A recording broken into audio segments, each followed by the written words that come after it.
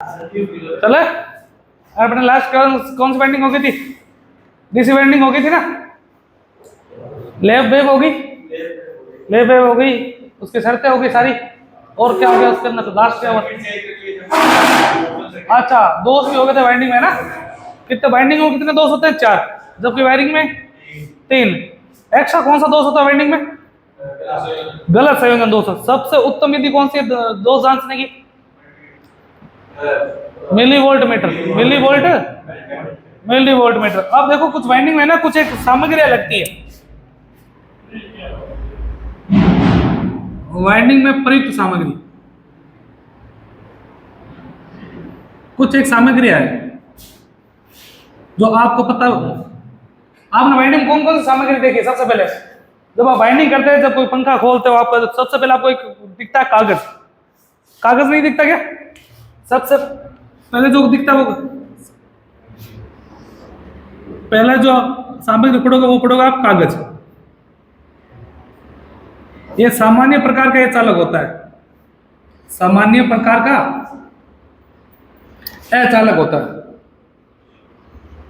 अचालक होता है।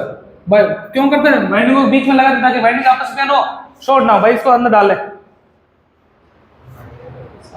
Flight mode डाल दे, चलेगा। सामान्य प्रकार ये चालक है, वाइंडिंग को बीच में लगा देते हैं ताकि वाइंडिंग क्या ना हो, शॉर्ट ना हो। सबसे पहले जो कागज पढ़ोगे, कागज में कई प्रकार, सबसे पहले जो कागज पढ़ोगे उसका नाम है कौन सा? कौन सा? लेदरोइड। लेदरोइड पेपर, लेदरोइड पेपर है, चलेगा। सबसे पहले तो आप इसके बारे में पढ़ोगे। ये लेदरोइड जो पेपर होता है ये श्रेणी ए, श्रेणी ई का है। ई का अचालक है। किस श्रेणी का? ये ई श्रेणी का। मैं एक श्रेणी बनाऊंगा बाद में भाई, तापमान के आधार पर, तापमान सह सीमा के आधार पर। याद आ रहा है ना? ये आज एक बार फिर है, याद आ रहे वो वाली? उसके आधार पर लेदरोइड पेपर, चले आगे। एक दूसरा जो पेपर पढ़ोगे उसका नाम है press frown, press frown paper. ये सबसे मोटा कागज होता है, सबसे मोटा कागज, याद रखना। ये सबसे मोटा कागज कौन सा होता है? Press frown. सबसे मोटा कागज कौन सा होता है? Press frown. ये किस श्रेणी का होता है? श्रेणी याद रखोगे आप, श्रेणी बी का होता है। किस श्रेणी का होता है? श्रेणी बी का। किस श्रेणी में आता है ये? श्रेणी बी में। एक तीसरा कागज पढ़ो जिसका नाम है मिल्कनेक्स पेपर, मिलीनेक्स पेपर, पेपर। इसे सिंथेटिक पेपर भी बोलते हैं। क्या बोलते हैं? Synthetic paper. इसको क्या बोलते हैं? Synthetic paper. याद आ रहा है? सिंथेटिक से एक तेल आता है जो ट्रांसफार्मर यूज होता है सुरंगों में, वहां पे डालते हैं। तो ये इस पेपर क्या लगा? तेल भरा होता है। क्या लगा होता है इनपे? तेल लगा होता है। इनको सिंथेटिक पेपर भी कहते हैं, बी कहता है। पहली बात तो ये। अगली खास बात क्या होती है? सबसे उच्च, सबसे उच्च dielectric strength, dielectric strength, strength होती है कौन से कागज की? मिलीनेक्स पेपर की। सबसे, दोबारा सुन लेना, लेदरोइड पेपर तो सामान्य पेपर है, सामान्य पेपर है। ये तो कैसा पेपर है? इसकी श्रेणी ई में आता है। प्रेस फ्रॉन है वो सबसे मोटा कागज। कैसा कागज है? सबसे मोटा। सबसे उच्च डाई इलेक्ट्रिक स्ट्रेंथ पूछे तो किसकी होती है? मिलीनेक्स की। किसकी होती है? मिलीनेक्स की। एक होता है कौन सा? एक होता है ट्रिपलेट पेपर। इसके अंदर क्या होता है? ये 3 कागजों से मिलकर बना होता है। कितने कागज से मिलकर बना होता है? 3 पदार्थों से। पहला तो होता है कौन सा? लेदरोइड। कौन सा होता है? लेदरोइड। दूसरा जो होता है वो होता है प्रेस फ्रॉन। कौन सा होता है? Press frown. और तीसरा मिलकर बना होता है पॉलिस्टर का। किसका बना होता है? पॉलिस्टर का मिश्रण होता है, मिश्रण होता है। ये 3 चीजों का मिश्रण होता है। चला गया? अच्छा, मिलीनेक्स की बता दें तो श्रेणी कौन सी होती है? ये बी तथा ई का होता है। बी तथा ई का होता है। किस श्रेणी का होता है? बी तथा ई का। दोबारा सुन लेना, आपको कागजों के नाम पता होना चाहिए। पहले तो लेदरोइड, सामान्य है। सामान्यतः यूज होने वाला पेपर कौन सा है? लेदरोइड पेपर, श्रेणी ई का। सबसे मोटा पूछे तो प्रेस फ्रॉन पेपर है। श्रेणी बी में आता है। मिलीनेक्स पेपर कैसा? Synthetic paper. कौन सा पेपर है? सिंथेटिक पेपर भी बोलते हैं इसको। सबसे उच्च डाइलेक्ट्रिक किसकी होती है? मिलीनेक्स की। ट्रिप्लेक्स पेपर जो होता है इसमें 3 पेपर होते हैं, एक तो लेदर और जो सबसे पहले पढ़ा, दूसरा कौन सा? प्रेस रोल, और कौन सा होता है? पॉलिस्टर का मिश्रण होता है। चले आगे, पॉलिस्टर का मिश्रण, ये किस श्रेणी में आ जाएगा? तो लेदर और ई में आता है, प्रेस रोल किस में आता है? ये भी किस में आता है? बी तथा ई श्रेणी का। अरे श्रेणी नहीं होगी क्या इसकी? श्रेणी कौन सी होगी? बी तथा ई की। आएगी मेरी बात समझ में? अब एक अगली जो इसमें यूज आने वाली है भाई, पेपर डाल दिया बाइंडिंग को, उसके बाद क्या होता है? बाइंडिंग को ऊपर क्या होता है? एक खोखली नलिका लगी होती है, कभी देखिएगा? फ्लेक्सिबल पाइप होता है ऐसा, कभी देखिए? जिसको आप बोलते हैं स्लीव, पतली सी होती है, व्हाइट कलर की, बाइंडिंग को ऊपर डली होती है। स्लीव अपने पास पड़ी, मैं अभी बता दूंगा। इतना उतारो पहले, चलते हैं।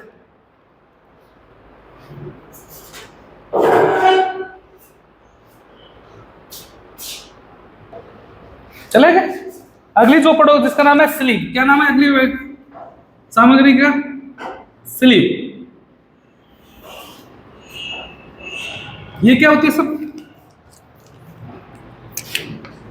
ये अचालक पदार्थ से,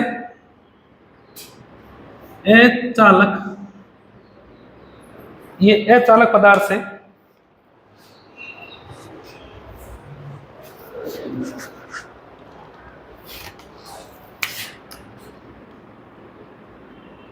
अचालक पदार्थ से बनी खोखली बेलनाकार नलिका। खोखली बेलनाकार क्या होती है? नलिका होती है। चले, खोखली होगी, बेलनाकार होगी। चले, जिसके अंदर क्या डाल देता है? वाइंडिंग के ऊपर इसको चढ़ा देते हैं। चला आगे, पहले जो पढ़ो उसका नाम है, पहले जो स्लीव, इसका यूज किस लिए करते हैं? वाइंडिंगों को पृथक रखने के लिए। वाइंडिंगों को पृथक रखने के लिए, किस लिए प्रयोग करता है? वाइंडिंगों को। भाई अचालक आवरण है, इसका मतलब क्या होगा? वाइंडिंगों को पृथक ही रखेगा। सबसे पहले जो स्लीव पढ़ोगे उसका नाम है कॉटन स्लीव। कौन सी स्लीव पढ़ोगा? Cotton sleeve. ये सूती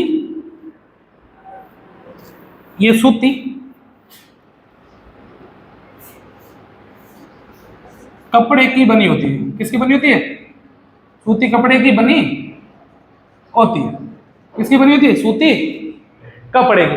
सूत तो आपको पता ही कपड़ा होता है, उसको खोखली क्या बना दी जाती है? गोल गोल नलिका बना दी जाती है, या उसके ऊपर वाइंडिंग सीधे ऊपर क्या लपेट दिया जाता है, उसको आपस में कपड़े को लपेट दिया जाता है। चला आगे, इसकी जो श्रेणी होती है, ये श्रेणी ए की, किस श्रेणी की है? ए श्रेणी में आती है। चले आगे, एक पढ़ोगे आप कौन सी? Empire sleeve. कौन सी पढ़ोगे? एम्पायर स्लीव, जो आप ज्यादातर यूज करते हैं। एम्पायर स्लीव जो होती है, सूती कपड़े को वार्निश में डुबाकर, इसी को क्या कर देते हैं? सूती कपड़े को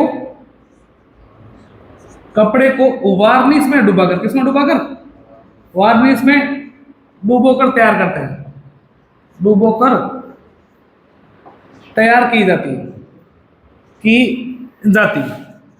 वार्निश में डुबोकर तैयार की जाती है। इसकी थोड़ी क्षमता और बढ़ जाती है, लेकिन रहती किसमें? श्रेणी ए में। किसमें रहती है?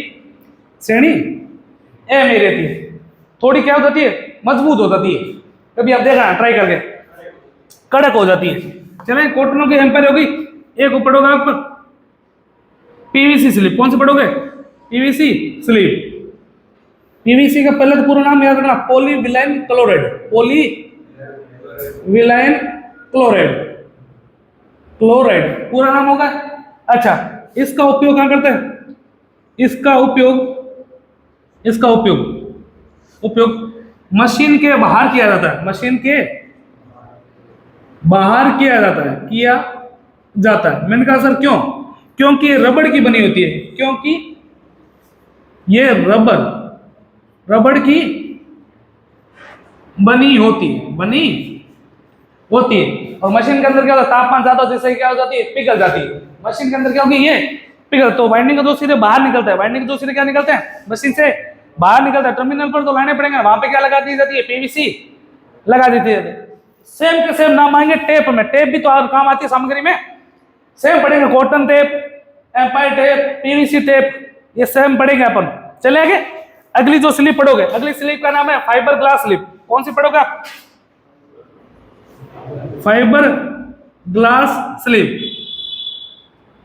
इसके अंदर आपको खास बात याद क्या रखनी है,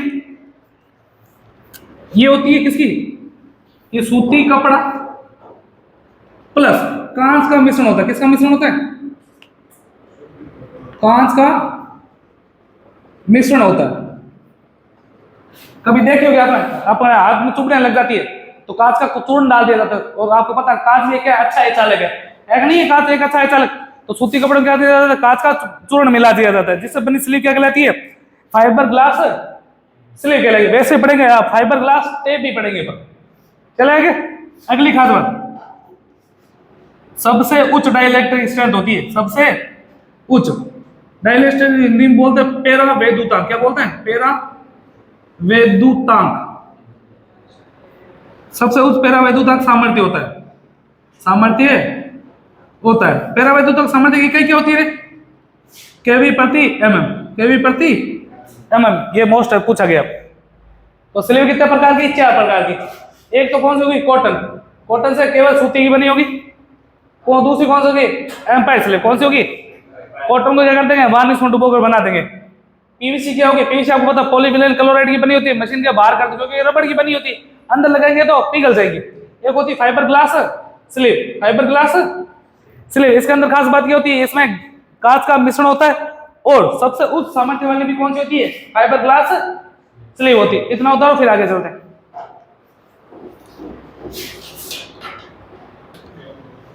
चलो करे, अगली सामग्री का नाम है चालक सामग्री का टेप। नाम सुना होगा? हाँ, टेप का प्रयोग क्यों करता है? वाइंडिंग, हाँ, तार या वाइंडिंग के खुले सिरों को बांधने के लिए, खुले सिरों को एक जगह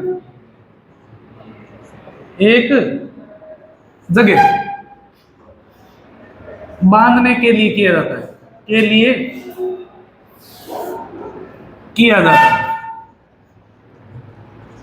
वाइंडिंग के तो सिरे खुले हैं, उनको पकड़ के एक जगह टेप कर दो, एक जगह बांध दिया। चले आगे, सेम टेप होगी। पहले टेप का क्या नाम होगा? Cotton tape. कॉटन टेप किसकी बनी होगी? सूती धागे की। किसकी बनी होती है? सूती धागे की बनी होती है। किसकी बनी होती है? सूती धागे की। चले आगे, श्रेणी कौन सी होती है? श्रेणी ए। किस श्रेणी की होगी? बार बार नहीं लिखेंगे। दूसरी टेप कौन सी हो जाएगी? Empire tape. एम्पायर टेप में क्या होगा? सूती धागे को, किसको? हाँ, सूती धागे को वार्निश में डुबाकर, वार्निश में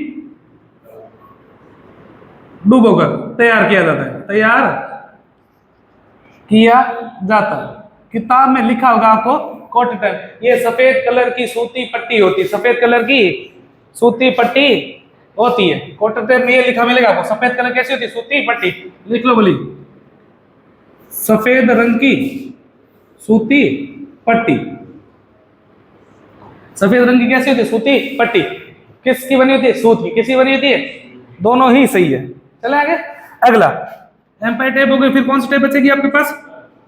पीवीसी, पीवीसी टेप। इसका उपयोग क्या कर देंगे? मशीन के बाहर यूज कहाँ करते हैं? मशीन के बाहर यूज किया जाता है। क्यों करते हैं बता चुका हूं। अरे पीवीसी का उपयोग मशीन के बाहर क्यों करते हो? रबड़ की बनी होती है, अंदर करेंगे तो पिघल जाएगी। ये कौन सी होती है? Fibre glass, fibre glass tape. इसमें क्या होगा?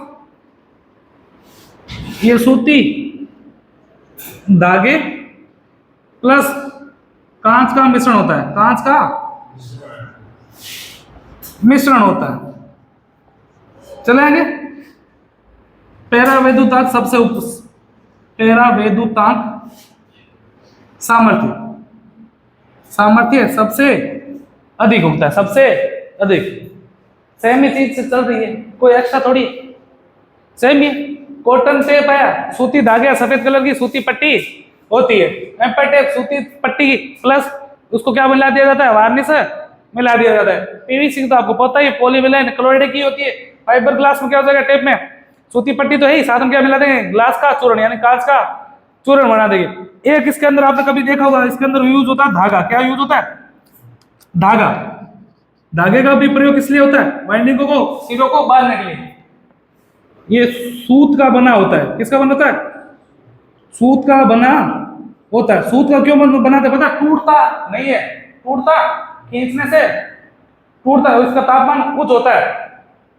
ये सूत का, सर्दियों में कौन से कपड़े पहनना पसंद करते हैं, सूती कपड़े नहीं पहनते क्या, गर्मी को सहन कर सकता है इसलिए तो पहनते हैं। इसलिए सूत, ये धागा जो होता है किसका बना, सूत का, किस लिए यूज करते हैं, वाइंडिंग के खुले सिरों को बांधने में, वाइंडिंग के खुले सिरे बांधने में, सिरे बांधने में इसका यूज होता है।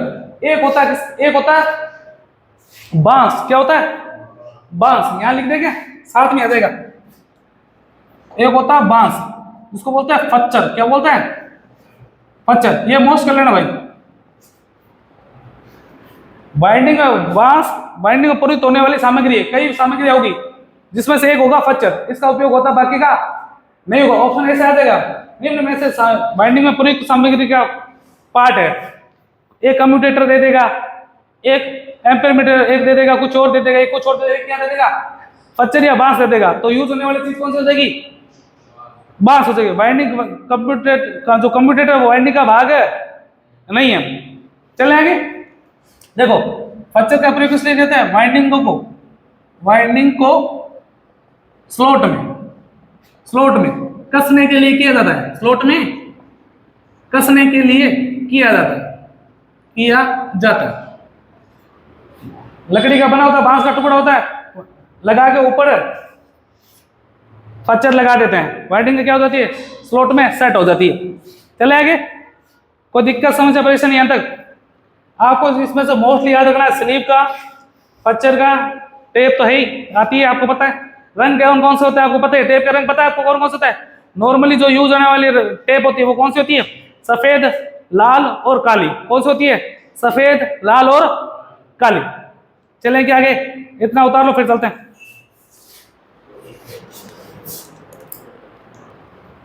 चलो करे, एक आपको एक सारणी याद रखनी है।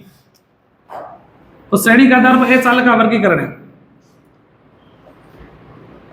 श्रेणी के आधार पर ए चालक, आपको पता ही है, पहले करवा चुको।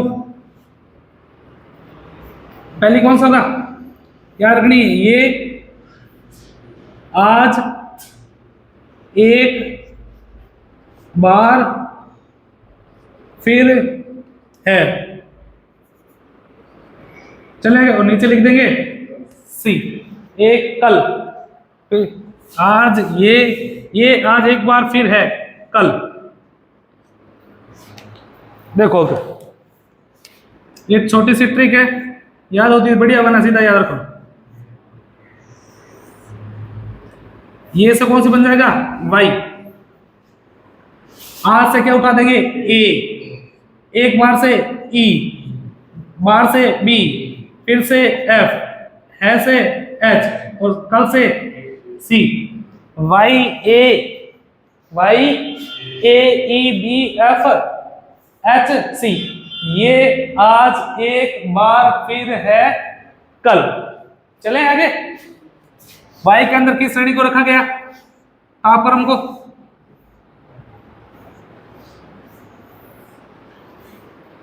वाई के अंदर कितने से शुरू होता है, 90 से। कितने से शुरू होता है, 90 से। दूसरे में कितना आ जाएगा, 15 प्लस कर दो, 105। कितना प्लस कर देंगे, 115 प्लस, फिर 15 प्लस कर दो, कितना आ जाएगा, 120।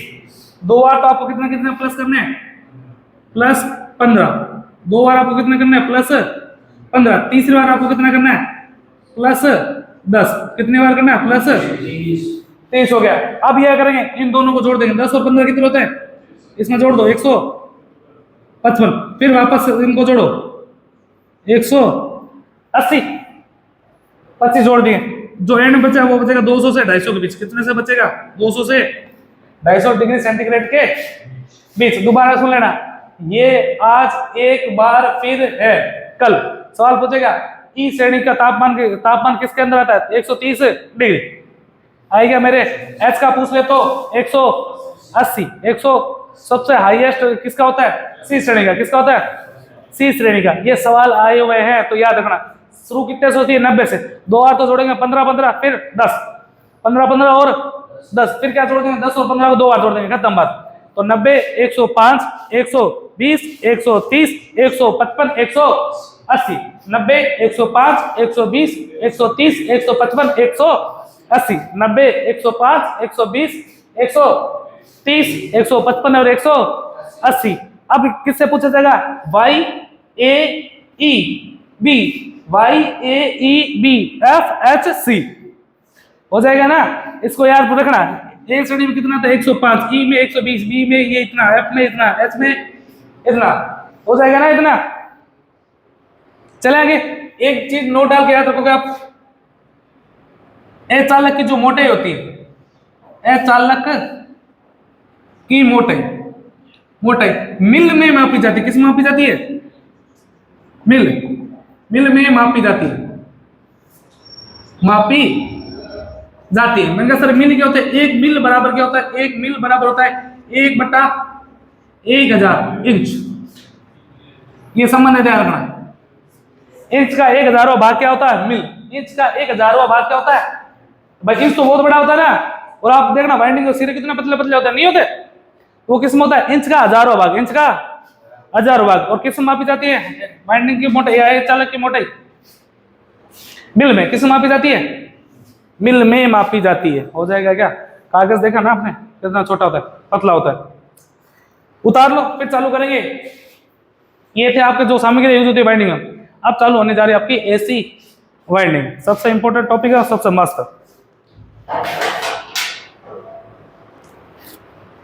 चालू करें। ये आपकी डीसी वाइंडिंग खत्म हो गई। अब चालू हो गई आपकी एसी वाइंडिंग। कौन सी वाइंडिंग है? AC winding.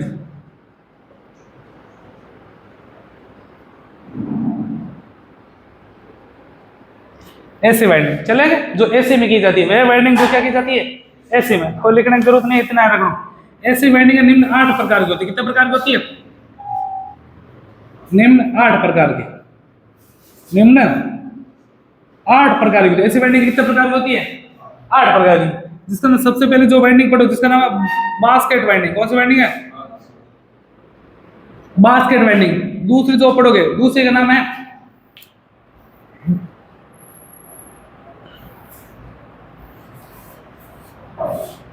डायमंड। कौन सी वाइंडिंग पढ़ोगे? Diamond winding.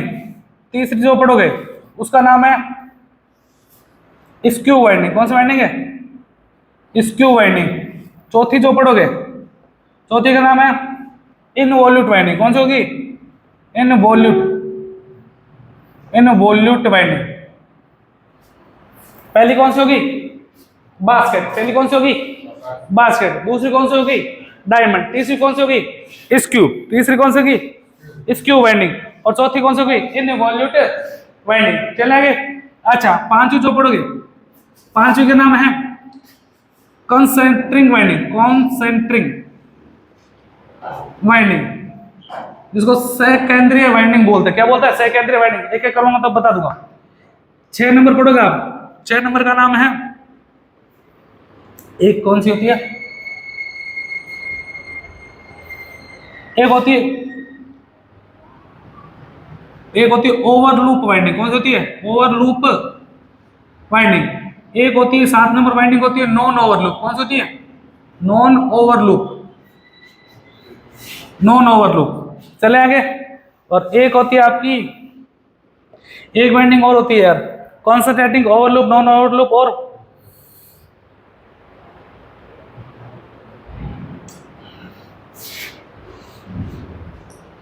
Basket, diamond, skew, involute. ये वही इसकी कंसंट्रेटिंग ओवरलूप, नॉन ओवरलूप और ये होती है। चलो जैसे याद आ जाए बता दूंगा। वैसे 8 प्रकार। कितने प्रकार की होती है? 8 प्रकार की, जिसके अंदर ये होती है 3 फेज की, ये जो मैंने इधर लिखी है ये किसकी होती है? 3 फेज की। किसकी होती है ये? 3 फेज की। और मैंने ये जो साइड में इतनी लिखी है ये चार्ज होगी, वो किसकी होगी? सिंगल फेज की। किसकी होती है?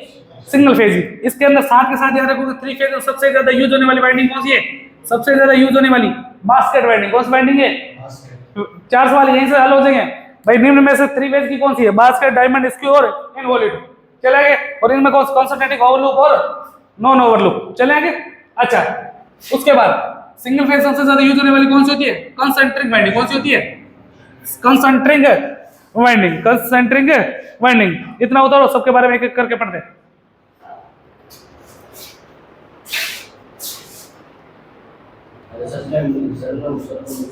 चलेंगे। 3 फेज की तो बास्केट, डायमंड, स्क्रू और इनवॉल्यूट। सिंगल फेज की कौन सा है? कंसंट्रिक और ओवरलूप, नॉन ओवरलूप और स्किन वाइंडिंग। कौन सी? Skin winding. 3 फेज सबसे ज्यादा यूज होने वाली बास्केट होती है और सिंगल फेज सबसे ज्यादा यूज होने वाली कौन सी होती है?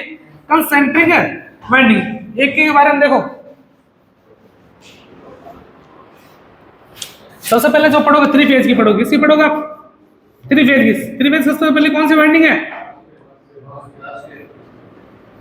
Basket winding. कौन सी वाइंडिंग है? Basket winding. चले।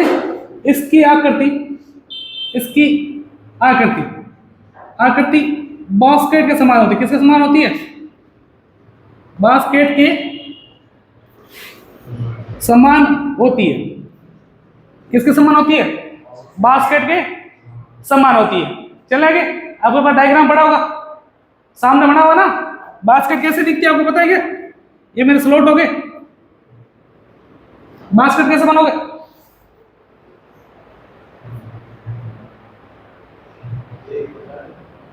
बास्केट देखा है क्या कभी? टोकरी नहीं होती, लकड़ी की बनी टोकरी, उसके समान होती है। बास्केट के समान होती है। चलेंगे। 3 फेज में सबसे ज्यादा यूज होने वाली वाइंडिंग है। 3 फेज की सबसे ज्यादा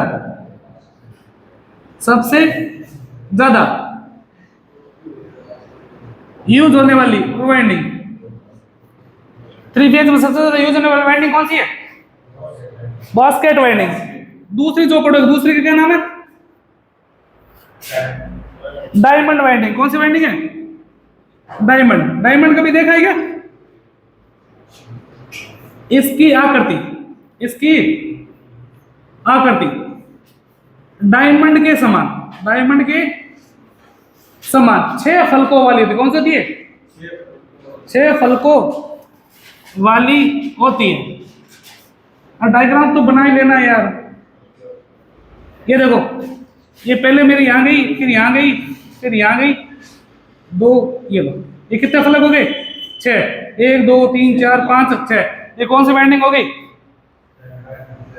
फलक कितने हो गए? 6 हो गए। तो कौन सी होगी? डायमंड वाली। कौन सी होगी? डायमंड वाली।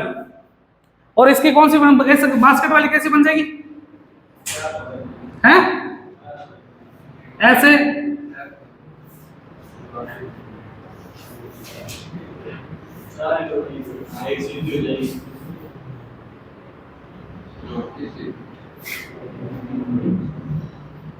यार सही नहीं बन रहा ना।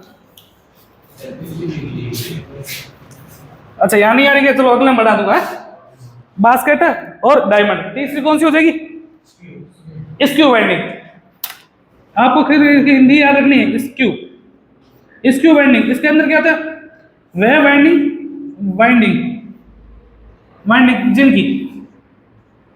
जिनकी दोनों एक्टिव साइड है, दोनों एक्टिव साइड असमान लंबाई की होती है। असमान लंबाई की होती है। कैसी होती है? असमान लंबाई की होती है। और जो चौथी पढ़ोगे, चौथी का नाम क्या था? इनवॉल्यूट। क्या होगी? Involute winding. इसमें क्या होगी? इसकी आकृति आयताकार होती है। कैसी होती है?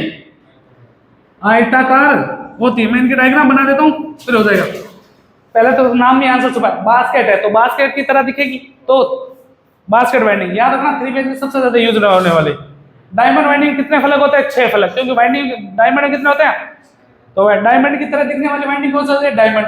इसकी वाइंडिंग कौन सी होती है? जिनकी दोनों एक्टिव साइड पड़ा, पता चल गया आपको एक्टिव साइड कौन सी होती है? पढ़ा रखा है। तो दोनों एक्टिव साइड की लंबाई क्या होती है? अलग अलग। और दोनों की अगर समान होगी या आयताकार होगी तो कौन सी हो जाएगी? इनवॉल्यूट हो जाएगी। इतना होता है। फिर सिंगल फेज की चलता हूं।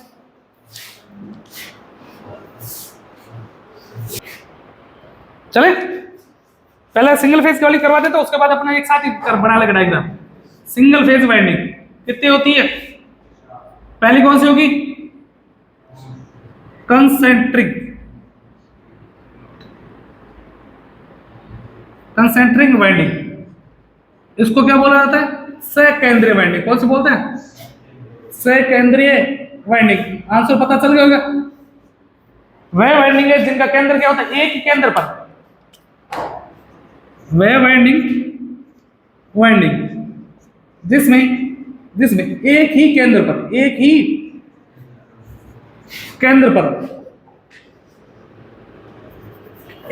पर वाइंडिंग लपेटी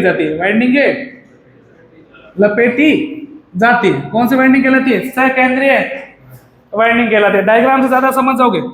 सकेंद्रीय वाइंडिंग चलेंगे। इसके अंदर क्या होता है? इस वाइंडिंग में प्रत्येक वाइंडिंग के बीच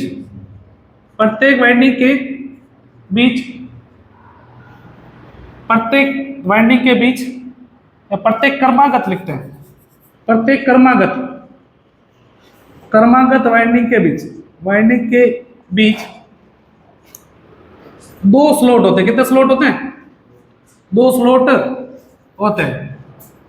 अगली खास बात क्या है? सिंगल फेज में सबसे ज्यादा यूज होने वाली, प्रयोग होने वाली वाइंडिंग कौन सी होती है? Concentric winding. थोड़ा सा बना देता हूं, ऐसे बनती है। अगर मैं इसको केंद्र मानूं तो मेरी एक वाइंडिंग तो यह आएगी, दूसरी जो वाइंडिंग होगी वो यहां से निकलेगी। दिख रही है? प्रत्येक वाइंडिंग के बीच में कितने स्लॉट होंगे? 2 स्लॉट होंगे। प्रत्येक क्रमागत वाइंडिंग के बीच कितने स्लॉट होंगे? 2। और प्रत्येक का क्या होगा? केंद्र एक ही होगा। तो सकेंद्रीय वाइंडिंग कहलाती है। दोबारा सुन लेना, कंसेंट्रिक वाइंडिंग वे वाइंडिंग जिसके एक ही केंद्र क्या हो जाती है? एक से अधिक वाइंडिंग लपेटी जाती है। प्रत्येक क्रमागत वाइंडिंग के बीच स्लॉटों की संख्या कितनी होती है? 2। तो सर यहाँ तो एक ही दिख रहा है ना, तो यहाँ 2 बना लो, डायग्राम सही नहीं है। चलेंगे। प्रत्येक स्लॉट के बीच, प्रत्येक वाइंडिंग में क्रमागत वाइंडिंग के बीच स्लॉटों की संख्या कितनी होगी? 2 होगी। सबसे ज्यादा यूज होने वाली। अगली वाइंडिंग का क्या नाम है?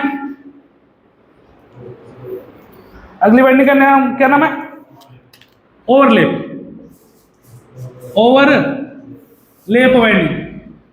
वाइंडिंग। ध्यान देना इस पे। पंखों में यूज होती। कहां होती है? पंखों में यूज होती। कौन सी? ओवरलैप। इस वाइंडिंग में प्रत्येक स्लॉट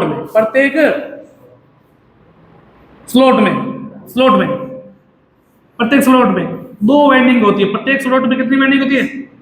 2 वाइंडिंग होती है। प्रत्येक स्लॉट में कितनी वाइंडिंग होती है? इसमें 2। इसकी आकृति जो होती है, आकृति चेन के समान होती है। किसके समान होती है? आकृति चेन या जंजीर, समझते हो? जंजीर के समान होती है। चले आगे, ध्यान देना। डायग्राम देखो इसका। फिलहाल दोबारा भी बनाना। ये मेरा पहला स्लॉट है, दूसरा, तीसरा, ऐसा बना लेना। इस एक में क्या होगी? ये मेरी पहली वाइंडिंग। इसी में से यहां से कितनी उठा लेंगे? दूसरी। इसी में से ऐसे कितने स्लॉट हो गए? एक में 2 स्लॉट नहीं दिख रहे क्या आपको? एक तो इधर वाली वाइंडिंग का और एक इधर वाली वाइंडिंग का। तो स्लॉटों की संख्या 2 होगी। और दिखने में चेन की तरह नहीं बढ़ रही क्या? आगे आकृति होती है इसकी चेन की तरह। प्रत्येक स्लॉट में कितने से होते हैं? 2 वाइंडिंग होती है। प्रत्येक स्लॉट में कितनी वाइंडिंग होती है? 2 वाइंडिंग होती है। अच्छा, तीसरी कौन सी होती है? Non overlap. कौन सी होती है? फिर भीड़ में करना मतलब नहीं है, इतना उतार लो। नॉन ओवरलैप में क्या होगा? प्रत्येक में 1 स्लॉट होगा। प्रत्येक में क्या हो जाएगा? 1 स्लॉट। इसका उपयोग क्या कर लेंगे? पंखों में, भाई कम शक्ति वाले पंखों में इसका उपयोग कर लेंगे। फिर आएगी कौन सी? Skin winding. जिस वाइंडिंग की लंबाई क्या होती है सबसे ज्यादा, वहां पे करता है स्किन वाइंडिंग। बता दे तो इतना उतारो पहले। आपकी इस किताब में पूरा नहीं लिखा हो भाई। अगली कौन सी वाइंडिंग कौन सी थी? स्किन थी क्या? नॉन ओवरलूप। नॉन ओवरलूप इसमें क्या होता है? प्रत्येक स्लॉट में केवल एक वाइंडिंग होती है। कितनी वाइंडिंग होती है? केवल एक वाइंडिंग होती है। कितनी वाइंडिंग होती है? प्रत्येक स्लॉट में एक वाइंडिंग होती है। प्रत्येक स्लॉट में कितनी वाइंडिंग होती है? एक। दिखने में कुछ ऐसे होती है, ये पहला स्लॉट, ये दूसरा, ये तीसरा और ये चौथा। एक इसमें, ये खत्म। एक इसमें होगा, इसमें ऐसे होगी। फिर इसको एक को छोड़ देंगे, फिर एक यहाँ बना देंगे स्लॉट, फिर एक यहाँ हो जाएगा वाइंडिंग। ये कौन सी वाइंडिंग हो गई? नॉन ओवरलूप। नॉन ओवरलूप यूज होता है पंखों में। अगली वाइंडिंग का नाम क्या था? Skin winding.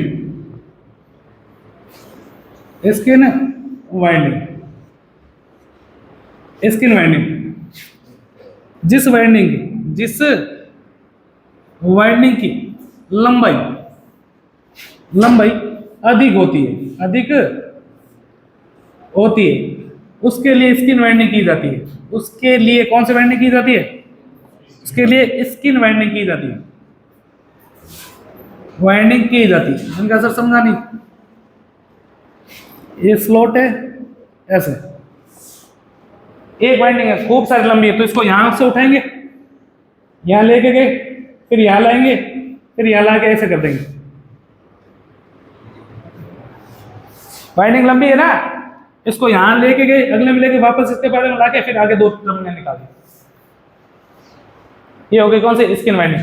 8 वाइंडिंग R2 के दोबारा डायग्राम बनाते हैं, तब हम बताएंगे। इतना उतारो पहले।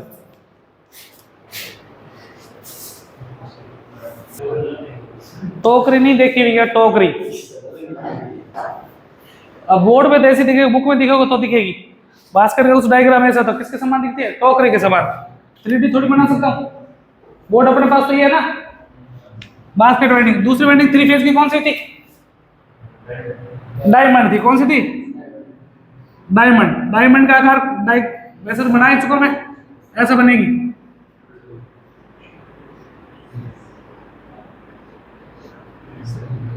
एक इधर स्लॉट डाल दो, एक इधर डाल दो और एक इधर डाल दो। ये किसकी तरह हो जाएगी? 6 फलकों वाले। कैसे हो जाएगी?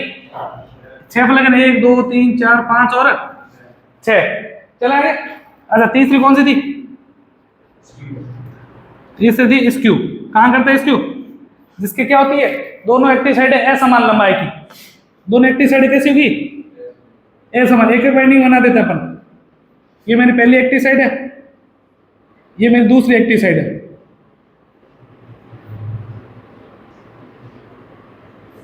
ये लो, यहां मैंने बना दिया एक स्लॉट और ये स्लॉट मेरा इधर। तो ये स्लॉटों के बीच में रहने वाला भाग कौन सा होता है? एक्टिव साइड होता है। एक ये रहा और एक, दोनों की लंबाई क्या होती है? अलग अलग होगी, तो कौन सी होगी? स्क्यू। कौन सी होगी? स्क्यू। एक और कौन सी बनेगी? इनवॉल्यूट में कैसी होती है आकृति? आयताकार। कैसी होती है? आयताकार।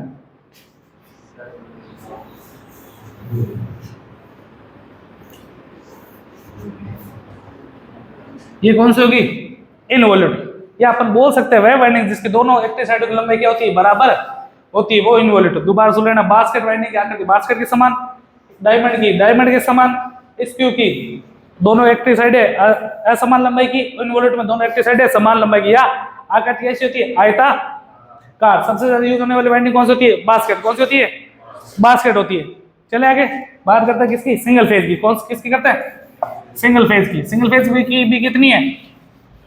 4। कौन कौन सी? कंसेंट्रिक या सेकेंडरी। बात करते हैं सिंगल फेज की। सबसे पहले कौन सी है? सेकेंडरी। कौन सी है? सेकेंडरी। इसके अंदर क्या होगा?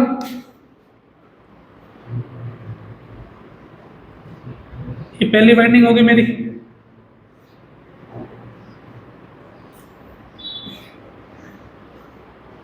ये दूसरी वाइंडिंग होगी, और इसका केंद्र क्या होता है? एक ही। केंद्र क्या होता है? एक ही। उसको क्या बोलता है? Secondary winding. कौन सी वाइंडिंग बोलता है? सिंगल फेज में सबसे ज्यादा यूज होती है। सिंगल फेज में क्या होती है? सबसे ज्यादा यूज होती है। दूसरी कौन सी थी?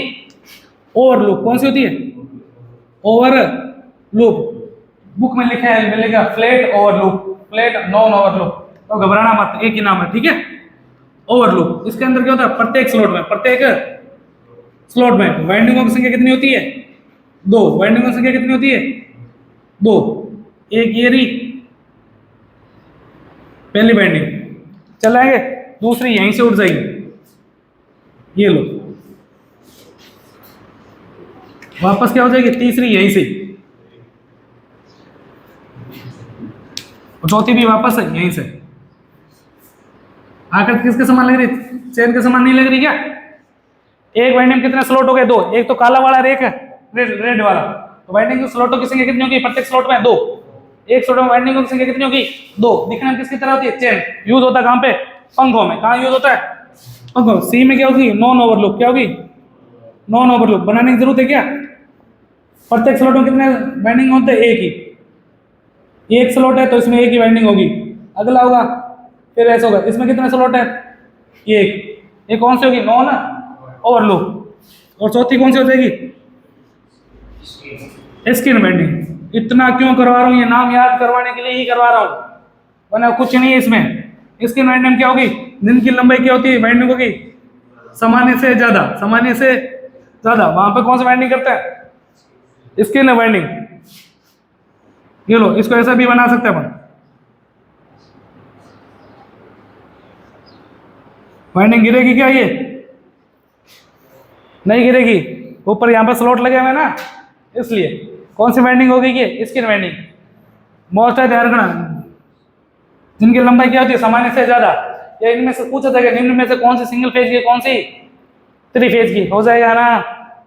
असमझते ऐसी वाइंडिंग संबंधित शब्दावलियां, जिसके अंदर सबसे पहले पढ़ेंगे अपन फेज ग्रुप। इतना उतारो, पहले चलते हैं।